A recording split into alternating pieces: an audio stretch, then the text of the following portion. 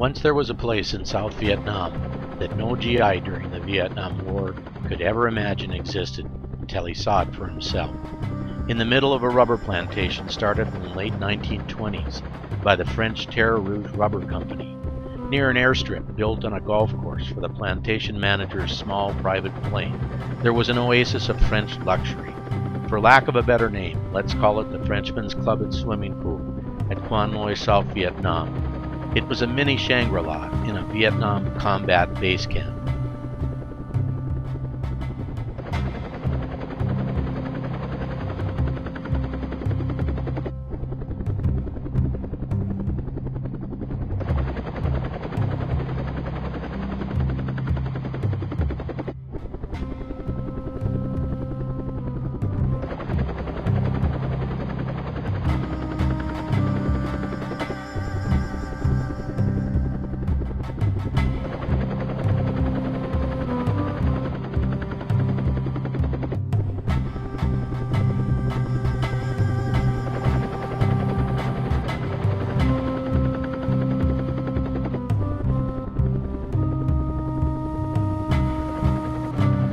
Located just to the west of the middle of the airstrip, in an area of perhaps the size of 2 square city blocks, it consisted of a modern clubhouse, 2 regulation-lighted tennis courts, and an Olympic-sized swimming pool, surrounded by gardens of blooming multicolored bougainvillea and other flowers among ancient trees.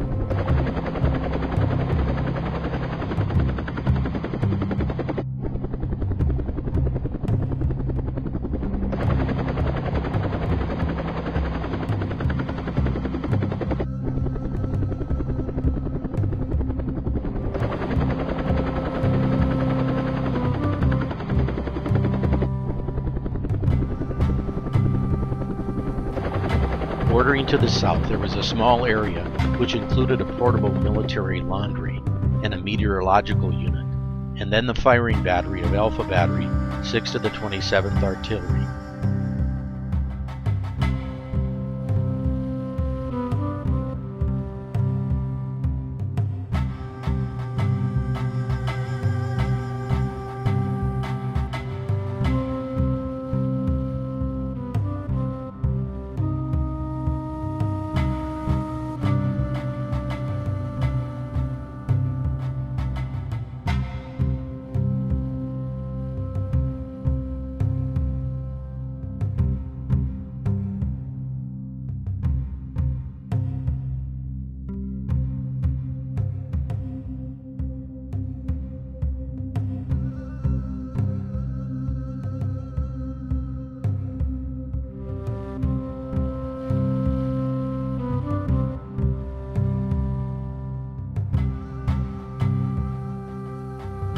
It was here that 2 8-inch self-propelled howitzers and 2 175mm self-propelled guns and their crews were residents. Barely a blade of grass or a weed could grow anywhere in the firing battery area due to the vibration of the red laterite dirt when the guns fired. It was a red desert, and many a GI carried remnants of the smear of that red desert home with him.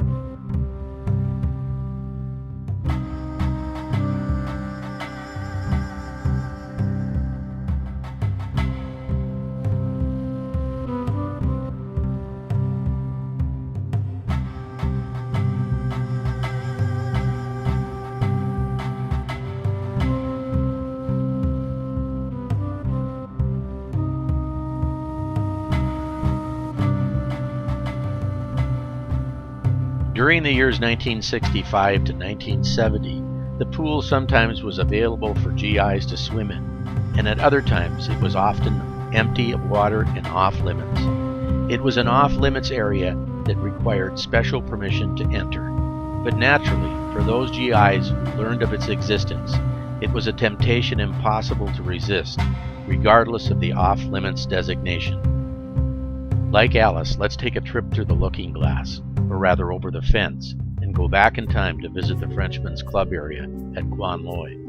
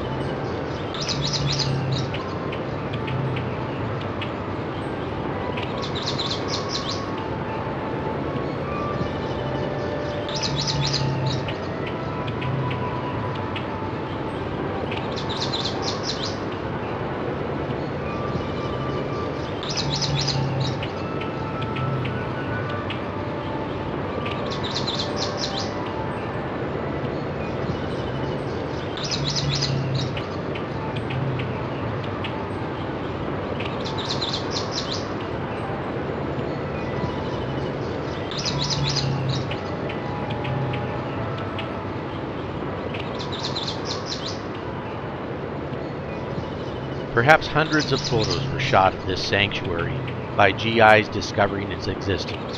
For those photos, which still exist today, covered in the residue of red laterite soil, they are a reminder for every GI who survived his Vietnam tour of a time and incongruous place of beauty once visited long ago in the middle of the Vietnam War.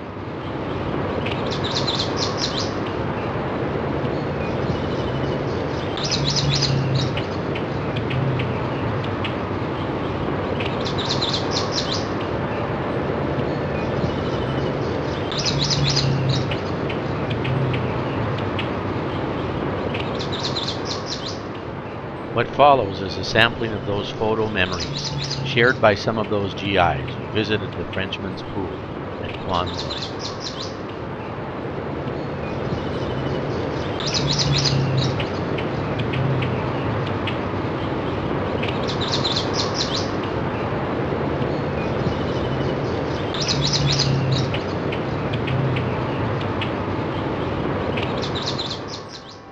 Before we look at those photos, in June 1966, Michael Chalifel arrived in Vietnam and was assigned to the 1st Infantry Division. Sometime in the last half of that year, he was ordered to a place called LZ Andy, located about 60 miles north of Saigon and about 10 miles from the Cambodian border. Eventually, LZ Andy would take the local village name of Quan Loi. He spent the remainder of his tour at Quan Loi. While there, his aunt sent him an 8mm movie camera as a gift, and Mike used it shooting some rare film of Quan Loi. In 2009, Mike and John Wobber worked together to edit Mike's film and add an interview narration. What follows is so far the only known film of the Quan Loi pool. This is one of the French people's airplane, picking up the French people. I forgot to tell you, when we first landed here, we landed in the jungle. After about 7 days, we came out, and we found ourselves on a golf course runway that the French use for, it was their own runway for the French plantation. Now here's the swimming pool, and there's myself, that's me. And these are the French kids with their nannies. You said you were allowed to use the pool? For a while we were, yes. The French people would invite us over to use the pool. Of course, like I said, we were there for a good long time. Everybody would come and go, and a few of us would stay there. They just kind of forgot about us.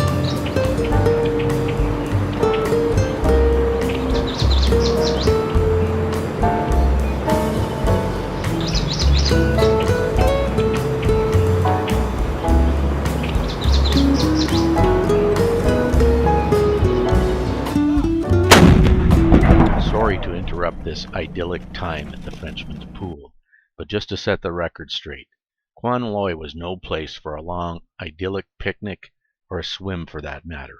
During its time at Quan Loi, the big guns of Alpha Battery 6 of the 27th Artillery could receive a fire mission at any time of the day or night. As an example, from February to August 1969, the battery fired over 19,000 rounds and over 6,000 fire missions.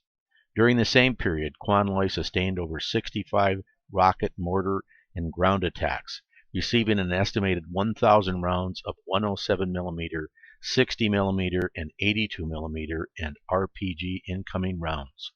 This was typical of the years the battery was located at Quan Loi.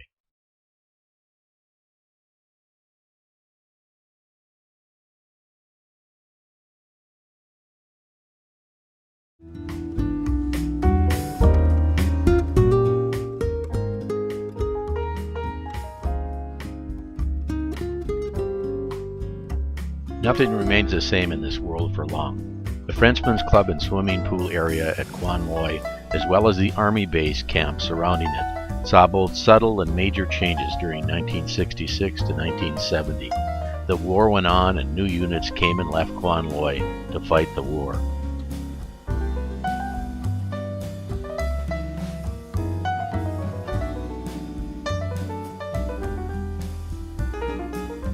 The Frenchman's Pool in 1966 was open to a limited number of soldiers 1 day per week for their use. At other times over the years it was closed and empty of water. Thus the GIs who photographed the pool and grounds took varying photos of it. Regardless whether the pool was filled with water or was empty, it and the surrounding grounds were still a sight to behold.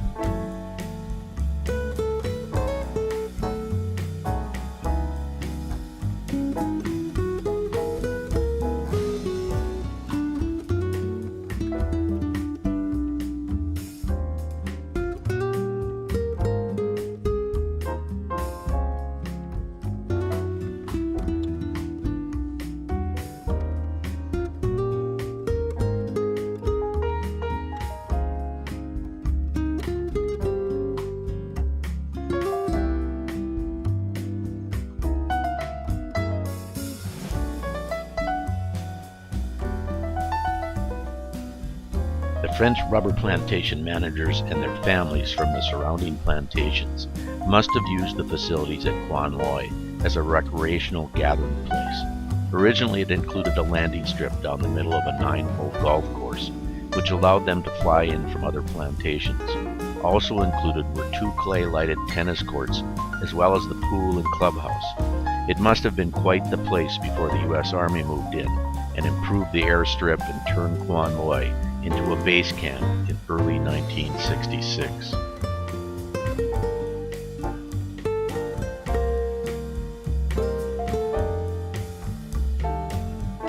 By late 1968, the pool was showing signs of a lack of maintenance, and it was empty and closed.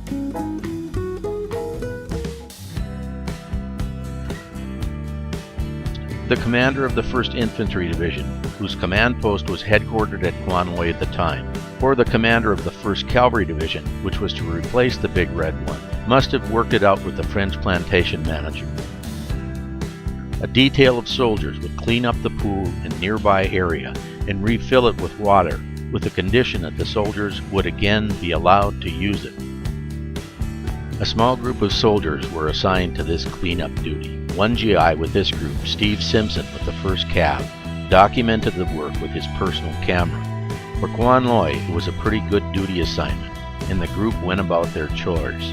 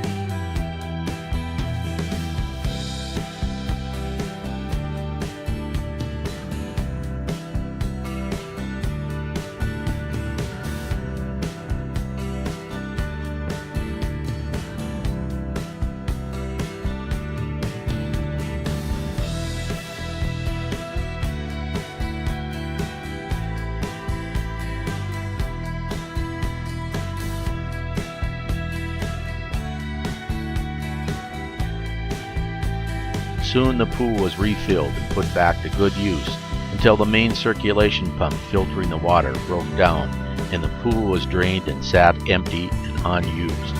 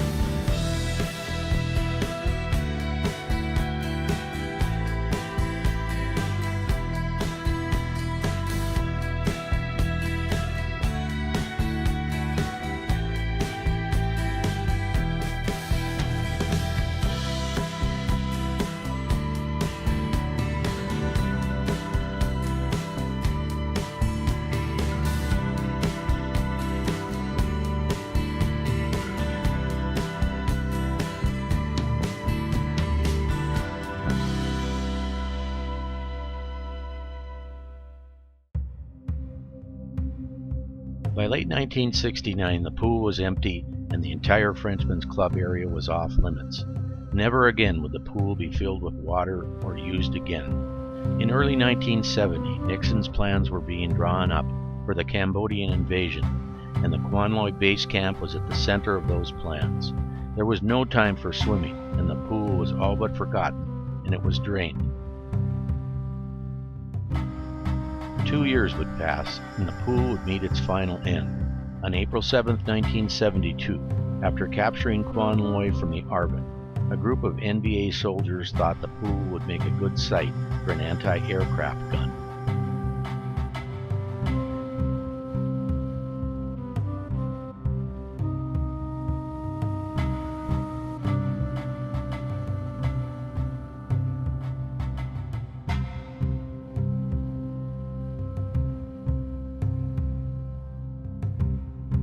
Ron Timberlake, then with F Troop, 1st of the 9th Air Cav, wrote in his story The Battle of Loch Ninh, and I quote, "That afternoon, an F Troop 1st of the 9th Cobra destroyed a heavy machine gun set up as an anti-aircraft weapon in the drained swimming pool of the Frenchmen's Villa on the west side of the airfield at Quan Loi. F Troop also shot for the Arvin units under attack at Quan Loi and were asked to engage a force of at least 80 personnel in the open on the runway near the Frenchmen's Villa.